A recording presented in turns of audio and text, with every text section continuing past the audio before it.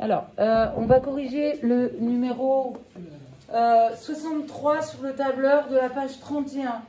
Donc, dans la première ligne du tableau, on met les indices, le numéro du rang du terme dont on veut calculer la suite. Donc, ici, j'ai mes zéros. Et dans la cellule qui est là, j'ai dit, je prends le contenu de la cellule qui est là, et je lui ajoute 1. Je vous montre pour la suite qui suit. Puis après, j'ai étiré ma formule. Je vous montre ici. Si je veux calculer le B0, la formule c'est 3 plus n carré. Donc, c'est une formule qu'on appelle, non pas par récurrence, mais la formule, comment elle s'appelle celle-ci? C'est une formule explicite de la suite. C'est une formule qui nous donne le terme de la suite au rang n directement. On a deux façons d'exprimer une suite, soit par récurrence, soit par sa formule explicite au rang n. Donc, ici, je veux dire à l'ordinateur, dans toute la ligne qui est là, tu vas me calculer les termes de la suite correspondant au n qui est au-dessus. Donc, je lui dis, dans cette cellule, tu me mets égal le contenu de la cellule du dessus. Alors, c'est 3 plus n carré. La cellule de dessus, c'est n. Donc, on va écrire 3 plus... Là, je prends le n du dessus, c'est 0 pour cette colonne-là, mais pour les autres, ce sera 1, 2, 3, 4, etc. Ensuite, qu'est-ce qu'il y a derrière? Il y a plus n carré. Donc, qu'est-ce que je fais? Plus, encore le contenu de n au-dessus, mais que j'élève au carré. Comment? Sur le... Regarde, Mathias, il veut des vidéos, mais il ne suit pas. Qu'est-ce que je mets là?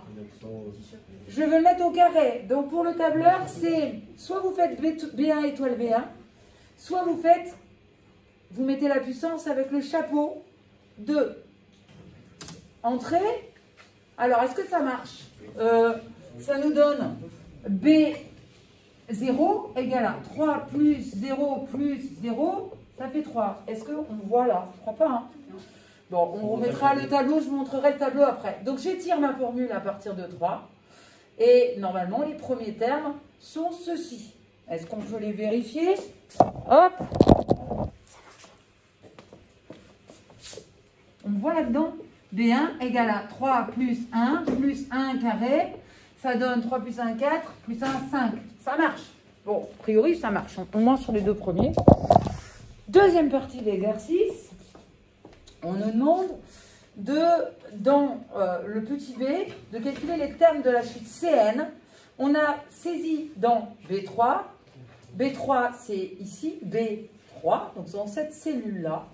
On a saisi, donc égal, hop, on clique dessus. La formule B1 chapeau 2, c'est-à-dire B1 carré. Donc, on a mis B1 carré, donc chapeau 2, moins C1. C, il est là, 1, il est là. Et on obtient moins 1. J'étire ma formule dans pour tous les termes du tableau et j'obtiens bien la ligne indiquée sur le tableau du livre. Et on nous demande quelle est la formule explicite pour Cn. Alors, qu'est-ce qu'on a fait? On a mis dans donc B3, on a mis B1 carré moins C1. B1 carré, c'est quoi B1 carré? B1 carré, c'est 0 carré. On est dans B3, donc en fait on est en train de calculer dans B3, mais on est en train de calculer le C0, d'accord?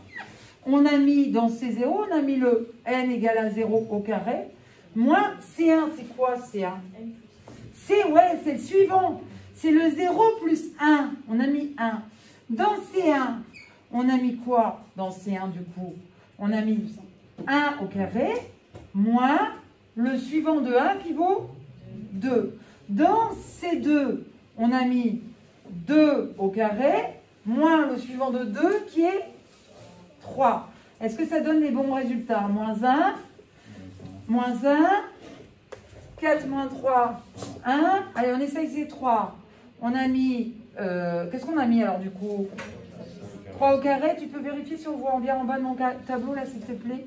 L'un ou l'autre, Clément ou Angela. Moins 4, ça nous fait 9 moins 4, 5. Bon, on a bien les bons termes. Maintenant,